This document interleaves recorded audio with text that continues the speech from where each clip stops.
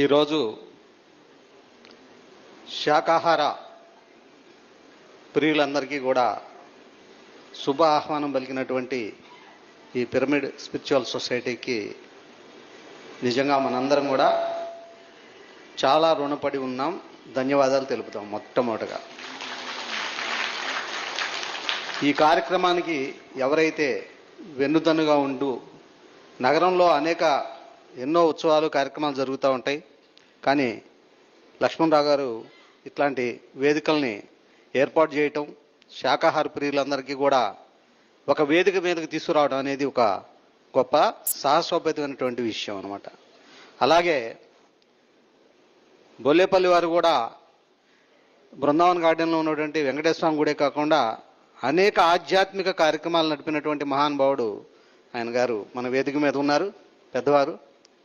అలాగే సంత్ స్వామీజీ సదానందజీ గారు, వారు ఇవాళ సోషల్ మీడియాలోనే కాదు యావత్ భారతదేశం అంతా తిరిగి ఈ దేశంలో ఉన్నటువంటి ప్రజల యొక్క ఆధ్యాత్మిక శక్తిని పెంపొందించడానికి వారు కృషి చేస్తూ ఉన్నారు. వారికి పాదాభివందనాలు. అలాగే ఇక్కడ వచ్చినటువంటి ప్రతి ఒక్క ఆధ్యాత్మిక సంస్థల యొక్క గురువులందరికీ కూడా ప్రణామాలు. నా పేరు యోగి శ్రీనివాస్ ప్రభు స్వామివారు చెప్పారు. హనుమాన్ గాయత్రి ఉపాసకుడుగా 34 ఏళ్లుగా నేను సాధన చేస్తూ ఎన్నో అంచెలంచెలుగా అనేకమైనటువంటి అనుభూతులు పొంది ఎంతోమందికి తెలియజేయటం జరిగింది. ప్రధానంగా ఏంటంటే ఆహారం ఎలాంటిదో మనస్సు అలాంటిది. ఆహారాన్ని ఎటువంటి ఆహారం తీసుకుంటామో, ఎటువంటి వారి చేతో ఎటువంటి భావంతో చేస్తారో ఆ ఆహారమే మన యొక్క మనస్సుని మారుస్తుందన్నమాట. మన మనస్సు ప్రశాంతంగా ఉంది అంటే నువ్వు తీసుకున్న ఆహారం చాలా పవిత్రంగా ఉంది అని అర్థం. అది ప్రసాదం అనే చెప్పాలి. దేవుడు ముందు పెడితేనే ప్రసాదం కాదు, నీ మనస్సులో భావం చేస్తే కూడా అది ప్రసాదమే అవుతుంది. దేవుడు ఎక్కడో లేడు, అణువణువులో ఉన్నాడు, నీలో ఉన్నాడు, నాలో ఉన్నాడు, అందరిలో ఉన్నాడు, సర్వజీవుల్లో ఉన్నాడు. అందుకనే జీవహింస అనేది ఎప్పటికీ మంచిది కాదు. నేను ఇప్పుడు బండి నడుపుతూ ఉంటాను. నాకు తెలిసినంతవరకు నేను చిన్న చీమను కూడా ముందల టైర్ ఎక్కనేను, పొరపాటును కూడా. అంటే వెనక టైర్ ఎక్కిస్తాను అనుకున్నారు, అలాంటిది ఏం లేదు. ఎందుకంటే తెలియకుండా యాదృచ్ఛికంగా జరిగితే మన చేతిలో లేదు, కానీ చూసి కావాలని ఏది చేయకూడదు. మనుష్యన తర్వాత జ్ఞానవంతంగా, అహింసాయుతంగా, కరుణామయుడిగా ఉండాలి. చాటి జీవుల పట్ల కరుణ కావాలి మనకి. అటువంటి కరుణ ఉండబట్టే ఒక సామాన్య స్థితి నుంచి దేశ విదేశాలకి మన యొక్క ఈ పిరమిడ్ స్పిరిచువల్ సొసైటీ 1 కోటి మంది సభ్యులతో ఇవాళ సంఘటితమైంది. ఎన్నో మనస్సుల్ని ఆధ్యాత్మికం వైపు తిప్పుకొచ్చిందనమాట. అలాగే ముఖ్యంగా నేను చెప్పదలుచుకుంది ఏంటంటే శాకాహారము మాంసాహారానికి తేడా చెప్తానండి. శాకాహారం అనేది శాకాహార జంతువులు, మాంసాహార జంతువులు ఉన్నాయి. శాకాహారం తినే మనుషులు ఉన్నారు, మాంసాహారం తినే మనుషులు ఉన్నారు. శాకాహారంలో ఉన్న గొప్ప విశేషం ఏంటంటే మనం ఎందుకు దాన్ని చేస్తున్నాం అంటే, మా చిన్నతనంలో ఏదన్నా గోంగూర కోసుకోవాలన్నా, బచ్చల కూర కోసుకోవాలన్నా, ఏదైనా సరే ఒక కాయ, చెట్టు కాయ కానీ కోసుకోవాలంటే అది గోరు తగలకుండా అలా లాగి తీసుకునేవాళ్ళం.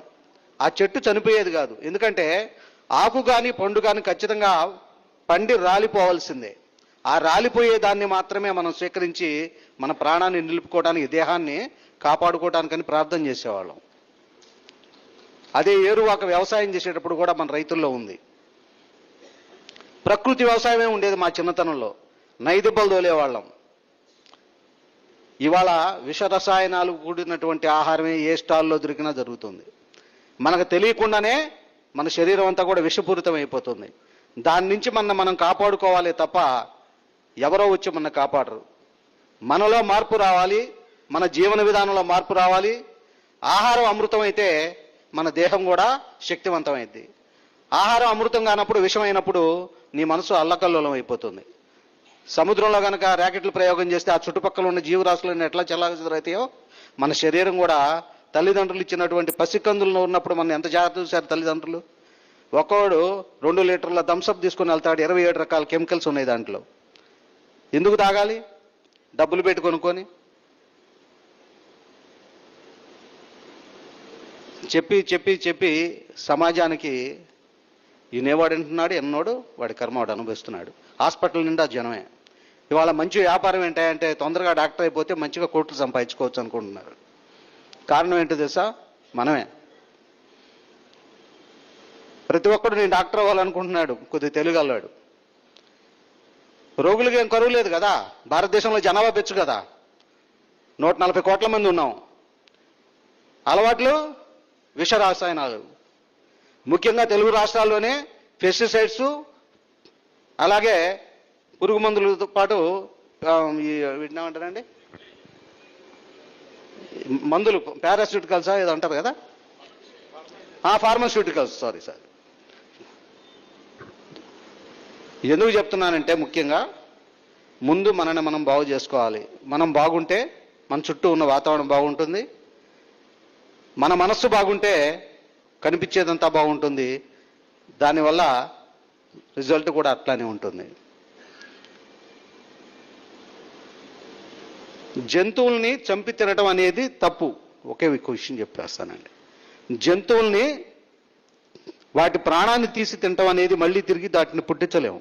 కానీ చెట్ల నుంచి, కొమ్మల నుంచి, ఆకుల నుంచి తీసుకునేటువంటి ఆహారం ఆ యొక్క జీవాన్ని చంపకుండా వాటి నుంచి ఆహారాన్ని తీసుకొని మనందరం జీవిస్తున్నాం. అది మంచి పద్ధతేనా కాదా?